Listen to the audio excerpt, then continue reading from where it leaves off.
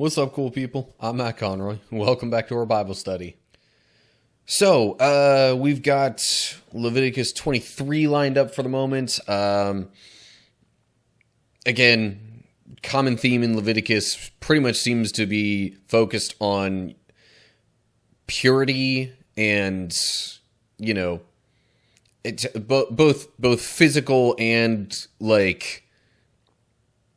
I don't know if spiritual is quite the right word, but, purity in body and in mind / deeds,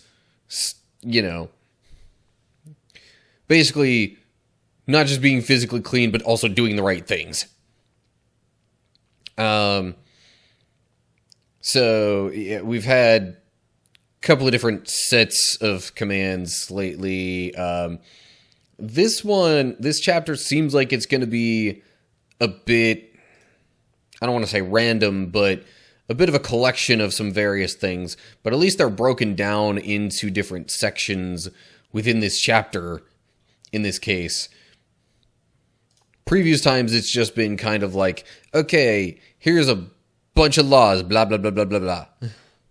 And seemingly not much of a direct connection to each other.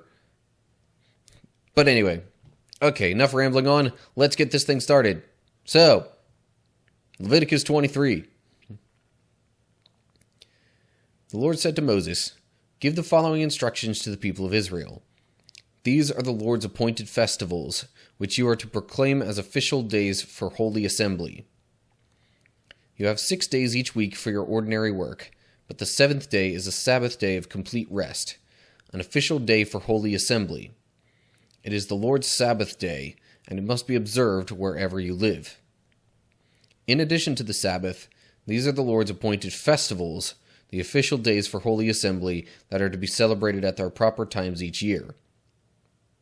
Gonna pause there real quick. So, we've got, obviously, the celebration of the Sabbath. I don't know if it was previously mentioned in connection with the Sabbath about it being a day of holy assembly, as it's worded here. Which, that would seem to be the indication of almost, church-like gatherings, rather than, purely just resting and taking it easy on the Sabbath day. But they weren't supposed to work on the Sabbath, so it probably would have been more like localized family / community gatherings. Almost more like house church kind of feel. At least that's the impression that I get. But in any case, you would not have had, the style of church gathering that we have in this day and age, especially at the larger churches where it's like a whole bunch of fancy stuff going on, and like boatloads of people gathered together. But anyway, okay, so obviously they were supposed to hold to that on a weekly basis, but we have festivals on top of that, starting in verse 5. The Lord's Passover begins at sundown on the 14th day of the first month. On the next day, 15th day of the month, you must begin celebrating the festival of unleavened bread. This festival to the Lord continues for 7 days, and during that time the bread you eat must be made without yeast. On the first day of the festival, all the people must stop their ordinary work and observe an official day for holy assembly. For 7 days you must present special gifts to the Lord. On the seventh day, the people must again stop all their ordinary work to observe an official day for holy assembly. Okay, so it's specifically pointing out, the days of holy assembly within these occasions like, we had kind of heard about these, festivals and things like that before, reading through the Bible, but it didn't point out these days of Holy Assembly so much. It was more so just, mentioning guidelines for those different, festivals or other occasions and how they're supposed to be carried out. So we got the first day, and is this on the seventh day after that then? Or, anyway. So it would seem like, whether or not the 14th day of that month, which, by the way, footnote here, this day in the ancient Hebrew lunar calendar occurred in late March, April, or early May, which varied quite a bit just because of their calendar working in a different way than our modern day calendar. But in any case, it's, whenever they celebrated this, even if it didn't fall on a regular Sabbath day, they were supposed to meet 2 other times in connection to this festival.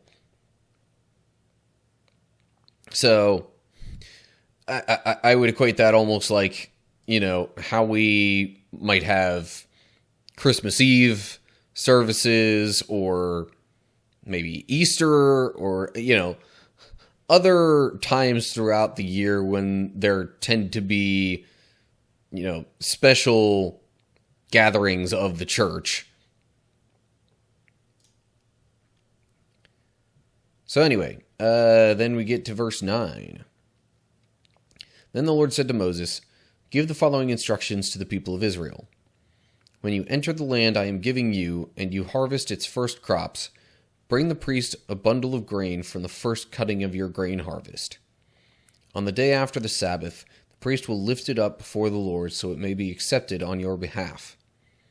On that same day you must sacrifice a 1-year-old male lamb with no defects as a burnt offering to the Lord.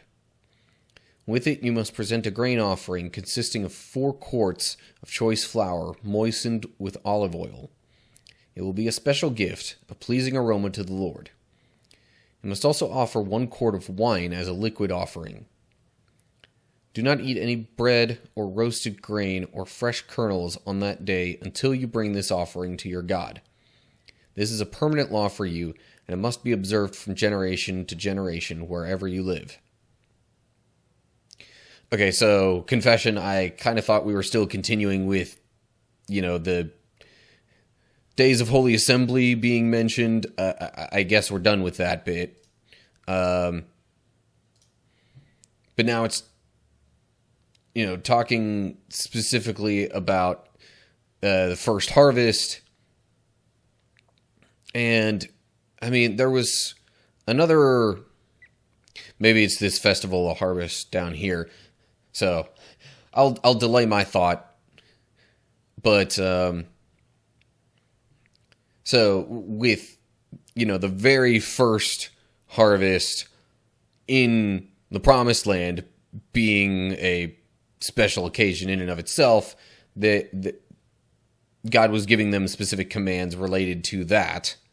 You have to do, footnoted 4 quarts, says the Hebrew is 2/10 of an ephah, and the quarts, Hebrew was a quarter of a hin, so just giving you the Hebrew measurements as they would have originally been written.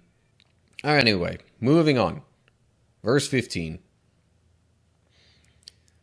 From the day after the Sabbath, the day you bring the bundle of grain to be lifted up as a special offering, count off 7 full weeks. Keep counting until the day after the 7th Sabbath, 50 days later. Then present an offering of new grain to the Lord. From wherever you live, bring 2 loaves of bread to be lifted up before the Lord as a special offering. Make these loaves from 4 quarts of choice flour and bake them with yeast. They will be an offering to the Lord from the first of your crops. Along with the bread, present 7 one-year-old male lambs with no defects, 1 young bull, and 2 rams as burnt offerings to the Lord. These burnt offerings, together with the grain offerings and liquid offerings, will be a special gift, a pleasing aroma to the Lord. Then you must offer 1 male goat as a sin offering, and 2 one-year-old male lambs as a peace offering. Okay, pausing real quick. Even if it sounds like it might be a lot, you got to recognize the fact that God would not make, demands of his people so heavy that, it wouldn't be sustainable for them. So, whatever the frequency of these offerings, it was not meant to become burdensome to the people, even if it might seem like a lot when you read it. Because, 2 loaves of bread, 7 male lambs, and then a male goat as well. So, and a young bull, and 2 rams. That sounds like a lot.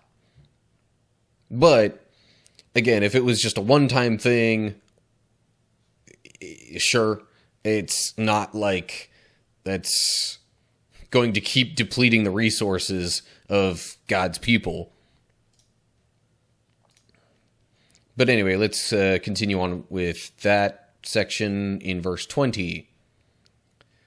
The priest will lift up the 2 male lambs as a special offering to the Lord, together with the loaves representing the first of your crops. These offerings, which are holy to the Lord, belong to the priests. That same day will be proclaimed an official day for Holy Assembly, a day on which you do no ordinary work. This is a permanent law for you, and it must be observed from generation to generation wherever you live.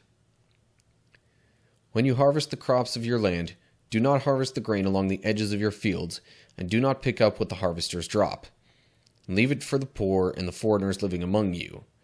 I am the Lord your God.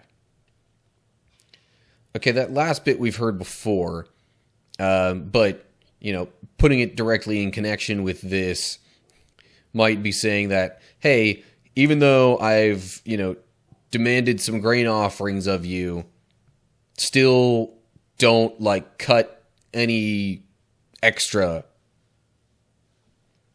Don't be gathering more from your fields just because I'm asking you for these offerings. Also, this is another day of Holy Assembly being mentioned, because the same day that this all happens, there's another Holy Assembly. Footnote there. Due to this celebration, called the Festival of Harvest or the Festival of Weeks, was later called the Festival of Pentecost. Okay. So, that would explain why we don't necessarily know it as the Festival of Harvest, because now we know it as Pentecost. Moving on, verse 23. The Lord said to Moses, "Give the following instructions to the people of Israel. On the first day of the appointed month in early autumn, you are to observe a day of complete rest.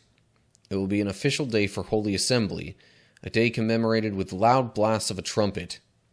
You must do no ordinary work on that day. Instead, you are to present special gifts to the Lord." Okay, doesn't really mention what special gifts those are. Also, this is not something that has previously been mentioned. Just a day with loud blasts of trumpet. Not saying that's the only thing that was happening that day, but there was no previous occasion mentioned where it said there would be loud trumpet blasts. Hebrew says on the first day of the 7th month, as opposed to the appointed month in early autumn. This day in the ancient Hebrew lunar calendar occurred in September or October. This festival is celebrated today as Rosh Hashanah. Okay. So, that's as random as it sounds based on the description here. I mean, that's clearly a pretty important day, considering that's like the Jewish New Year. Yeah, I guess almost akin to how, some people might celebrate, New Year's Eve / day with, like, making a bunch of noise, whether it be little, blowy, I don't know what you call them, but the little mini horn things that you might get sometimes, or just other noisemakers and whatnot. It almost makes me wonder if our, practice of doing that might have been derived from this practice of, the Jewish tradition. But anyway, okay, moving on. Verse 26. Then the Lord said to Moses, "Be careful to celebrate the Day of Atonement on the 10th day of that same month, 9 days after the Festival of Trumpets. You must observe it as an official day for Holy Assembly, a day to deny yourselves and present special gifts to the Lord. Do not work during that entire day, because it is the Day of Atonement, when offerings of purification are made for you, making you right with the Lord your God. All who do not deny themselves that day will be cut off from God's people. And I will destroy anyone among you who does any work on that day. You must not do any work at all. This is a permanent law for you, and it must be observed from generation to generation wherever you live. This will be a Sabbath day of complete rest for you, and on that day you must deny yourselves. This day of rest will begin at sundown on the 9th day of the month, and extend until sundown on the 10th day." Okay, so I'm also noticing that this chapter seems to be kind of giving a almost yearly calendar kind of order of different, celebrations for God's people. Because, sure, it mentioned the Sabbath day at first, but then it also mentioned, 14th day of the first month being, Festival of Unleavened Bread, and then first harvest. Although that wasn't necessarily given a specific time frame within the year. Harvest, you'd figure, is going to be happening, kind of late summer or sometime in autumn, which also somewhat falls in line with this. But anyway, so it's 9 days after the Festival of Trumpets, but it says the day of rest will begin at sundown on the 9th day of the month and extend till sundown on the 10th day. So I guess maybe after that kind of Sabbath day of rest, then they had this day. I don't know. The way it's worded there makes it a little confusing,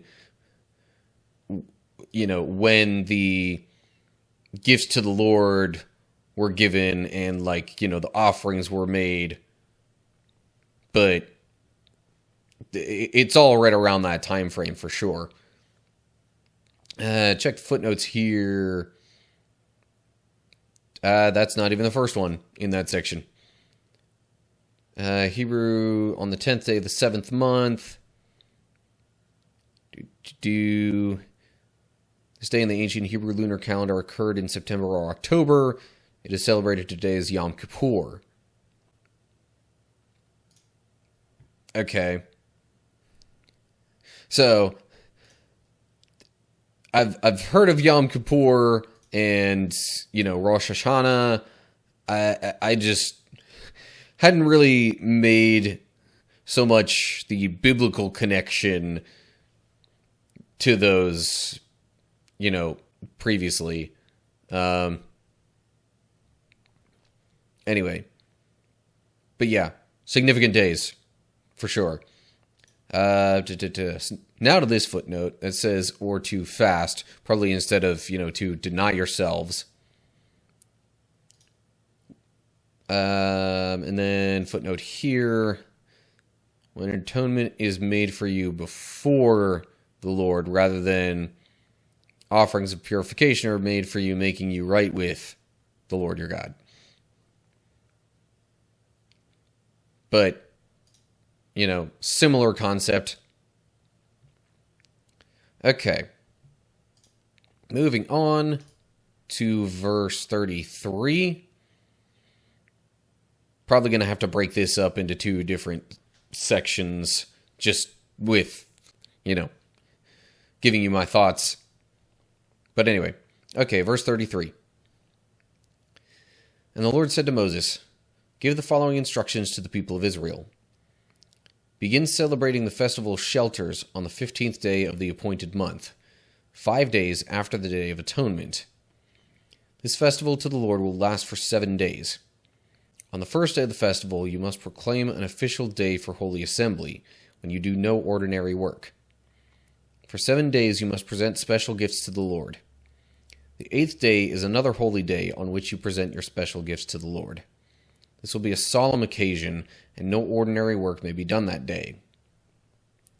These are the Lord's appointed festivals. Celebrate them each year as official days for holy assembly by presenting special gifts to the Lord: burnt offerings, grain offerings, sacrifices, and liquid offerings, each on its proper day.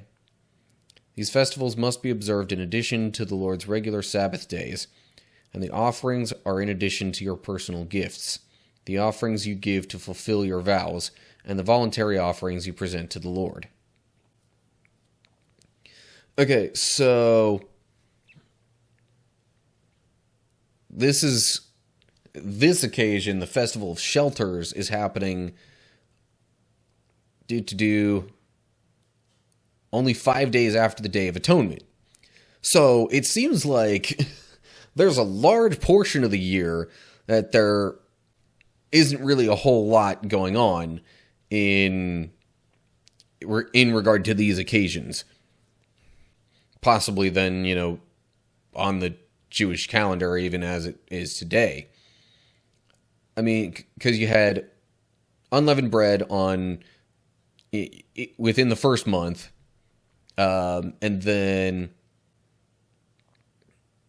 first harvest, but that didn't give a specific day or time of year. So that might have been just a one-time thing.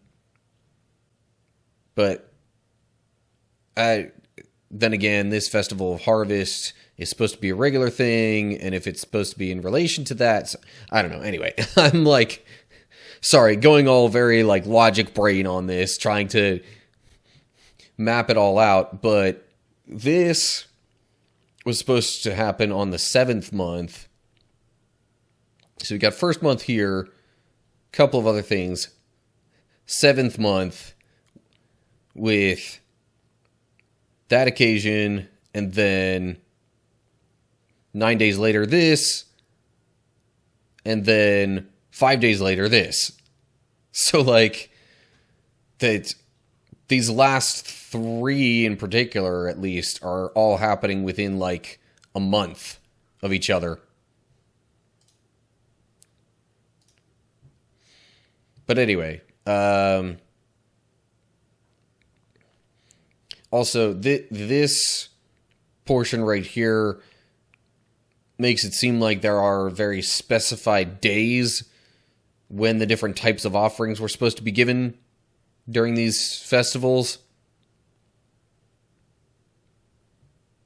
I just thought I would point that out,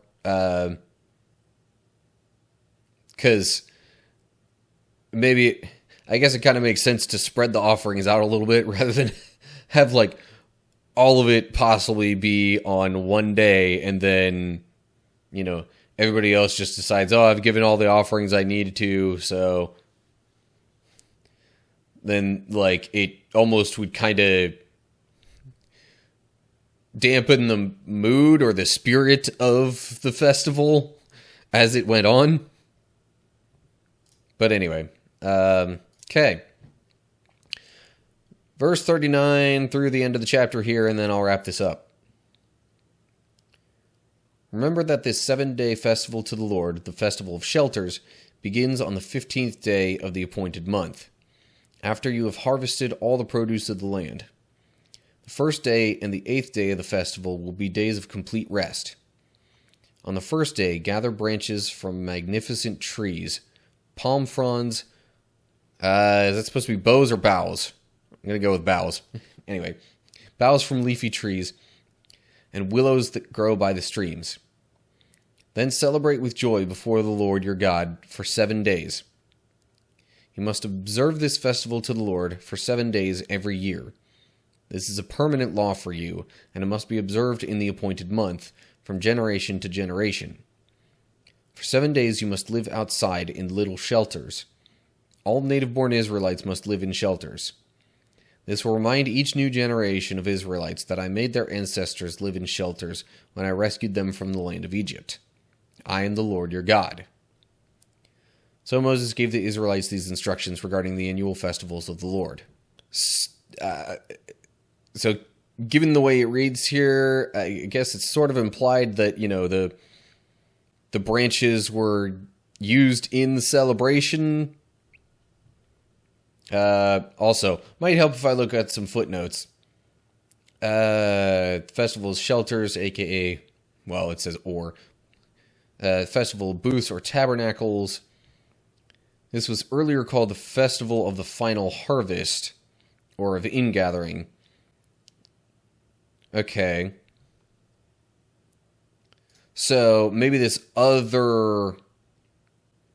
Yeah, because the other harvest festival was, like, first harvest. Let's see here. Hebrew on the 15th day of the 7th month.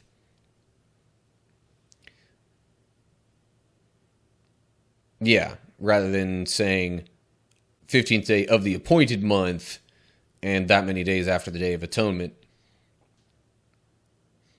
Footnote here. Same thing. Footnote here. Or gather fruit from majestic trees. So, not necessarily the branches, or maybe it was the branches and just the original wording of it didn't sound necessarily like it was just the branch. I don't know. Footnote here, 7th month rather than the appointed month.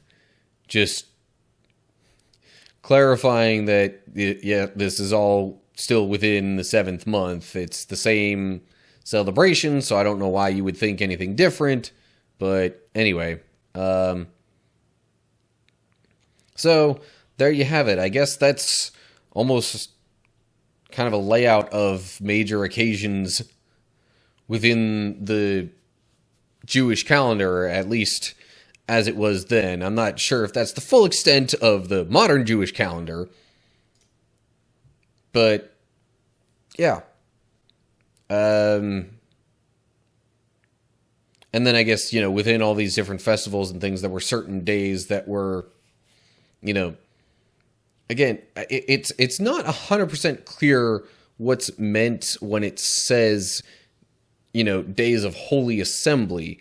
But, I mean, it sounds like it would be something to the effect of, like a modern day church service-ish, although maybe more so just in, like, the concept and the idea of it rather than how it looked necessarily. But anyway, I think that's all I've got on Leviticus 23. Okay, so basically it seems like we got sort of a rough outline of, like, the big holidays on the Jewish calendar or something to that effect. At least as it stood at that time in the history of the Israelites. But yeah, don't really know if there's too much else to say about that. We've kind of covered some of the details of these various festivals in previous chapters anyway. It's just, now I guess there was the addition of, hey, these are special days, don't be working on them. But anyway, yeah, so, as always, like and share if you enjoyed the video, subscribe to the channel, and click the bell to get updates when I post new videos. Look down in the description for info on social media pages and all that kind of stuff. And leave comments below that with any thoughts you have. So that's it for now. Hope you're all doing well. Hopefully I'll see you for the next episode, video, chapter, whatever. But until then, stay cool, people.